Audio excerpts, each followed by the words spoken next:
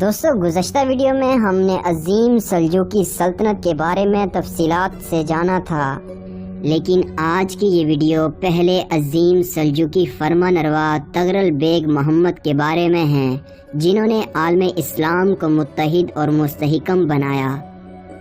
آپ کا پورا نام رکن الدین ابو طالب محمد بن میکائل ہے۔ تغرل بیگ محمد ابھی کم عمر ہی تھے کہ ان کے والد میکائل ایک جنگ میں لڑتے ہوئے شہید ہو گئے۔ انہوں نے جوانی کی دہلیز پر قدم رکھا تو ان کے دادا سلجوق کا بھی انتقال ہو گیا۔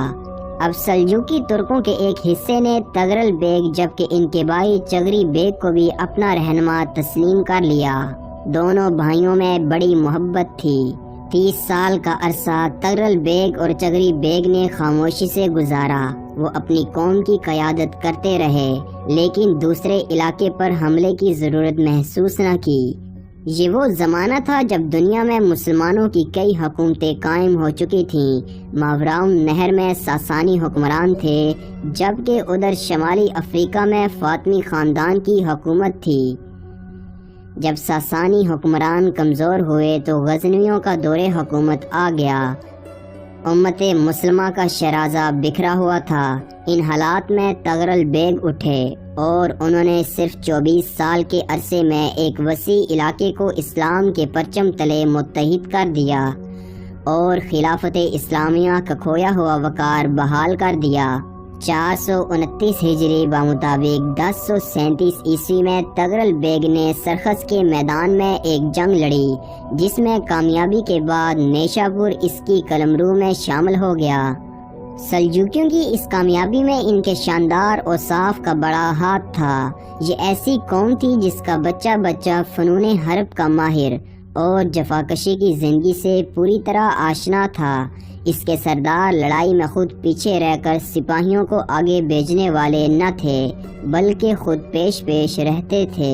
429 ہجری میں نیشاپور کی فتح کے بعد تقریباً 4 سال تغرل کے لیے بے حد اہم اور نازک نوعیت کے حامل تھے، کیونکہ اس عرصے میں انہیں ہر طرف سے بغاوتوں کا سامنا کرنا پڑا۔ چنانچہ مختلف بغاوتوں کو کچلنے کے بعد بہت جلد خراسان بھی فتح ہو گیا۔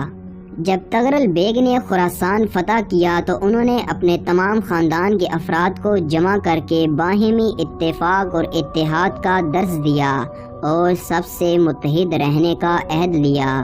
خراسان کی فتح کے بعد تغرل بیگ نے بغداد میں موجود عباسی خلیفہ کو ایک خط لکھا۔ خلیفہ نے یہ خط پڑھ کر نہ صرف خراسان پر تغرل کی حکومت کو اپنی سند عطا کی، بلکہ تغرل کو رکن الدین کا لقب بھی دیا۔ نیشاپور میں کامیابی سے قبضے کے بعد انہوں نے جرجان اور طبرستان پر بھی قبضہ کر لیا۔ جرجان اور طبرستان کی فتح کے بعد تغرل نے شمال کا رخ کیا، جہاں انہوں نے خوارزم کی مہم میں چغری بیگ داؤد کی مدد کی۔ 434 ہجری بمطابق 1042 عیسوی میں ہونے والی اس جنگ میں سلجوکیوں کو اہم کامیابی حاصل ہوئی۔ 440 ہجری بمطابق 1048 عیسوی میں ماوراء نہر کی طرف سے غز ترکمانوں نے تغرل بیگ کے علاقے پر یلغار کر دی۔ تغرل نے نہایت ہوش مندی سے کام لیتے ہوئے اس لشکر کا رخ روم کی عیسائی حکومت کی طرف پھیر دیا۔ اب پیچھے پیچھے ابراہیم کی قیادت میں سلجوقی لشکر روانہ ہوا، جبکہ غز ترکمان آرمینیا میں گھس گئے اور روم اور الجزیرہ کی سرحد پر واقع اہم مقام میلازگرد کو فتح کر لیا۔ پھر وہ بلاد روم میں داخل ہو کر طرابزون تک کے علاقے کو پامال کرتے چلے گئے۔ رومیوں نے مزاحمت کی، لیکن جنگ میں غز ترکمانوں کو فتح حاصل ہوئی۔ انجاز کے بادشاہ کو گرفتار کیا گیا، یہاں تک کہ قسطنطنیہ صرف 15 دن کی مسافت پر رہ گیا۔ کیسر روم نے جب یہ حالات دیکھے تو فوراً اپنے سفیر دوڑائے، جنہوں نے تغرل بیگ کے پاس پہنچ کر انہیں قیمتی تحائف پیش کیے اور گزارش کی کہ بلاد روم میں سلجوکیوں کی پیش قدمی روک دی جائے اور دونوں حکومتیں معاہدہ کر لیں۔ تغرل بیگ نے اس موقع پر بے حد بیدار مغزی کا ثبوت دیتے ہوئے کیسر کی یہ سفارش قبول کر لی۔ اور بلاد روم میں سلجوکیوں کی پیش قدمی روک دی۔ یہی نہیں بلکہ انہوں نے انجاز کے بادشاہ کو بھی رہا کرنے کا حکم دیا۔ اس رحم دلانہ سلوک کے شکریہ کے طور پر کیسر نے قسطنطنیہ میں مسجد آباد کرنے کی اجازت دے دی۔ اس جنگ کی بدولت سلجوکیوں کو ایک طرف بہت سا مال غنیمت ملا، جبکہ دوسری طرف ان کے سیاسی اثرات آذربائیجان اور آرمینیا اور مغربی فرات تک پہنچ گئے۔ 447 ہجری بمطابق 1055 عیسوی میں تغرل نے اعلان کیا کہ میں حج کے لیے جانا چاہتا ہوں۔ اسی زمانے میں کچھ لوگوں نے عباسی خلیفہ کے خلاف بغاوت کی کوشش کی۔ خلیفہ نے تغرل کو حکم دیا کہ وہ باغیوں کی سرکوبی کریں۔ تغرل نے ہمدان سے کوچ کیا اور عراق و کردستان کے سرحد پر پڑاؤ ڈالا۔ خلیفہ کی خواہش تھی کہ سلجوکی عراق میں آ جائیں، چنانچہ اب تغرل بیگ نے دارالخلافہ آنے کی اجازت طلب کی، جو کہ خوشی سے دے دی گئی۔ ان کے استقبال کے لیے اعلیٰ حکام اور امراء استقبال کے لیے پہنچ گئے۔ چنانچہ 25 رمضان المبارک 447 ہجری کو بغداد پہنچنے کے بعد وہ خلیفہ کی خدمت میں حاضر ہوئے۔ اس وقت تغرل خراسان سے بغداد تک کے علاقے کے حکمران تھے، لیکن یہ خلافت کا احترام تھا کہ تغرل خلیفہ کے سامنے نہایت ادب سے کھڑے رہے۔ 1056 عیسوی میں پھر کچھ بغاوتیں ہوئیں۔ تغرل بغداد سے موصل روانہ ہوئے، جہاں ایک شخص بساط سری فتنہ انگیزیوں میں مصروف تھا۔ 449 ہجری میں تغرل دوبارہ عباسی خلیفہ کی خدمت میں حاضر ہوئے۔ ان کے لیے خصوصی اجلاس بلوایا گیا۔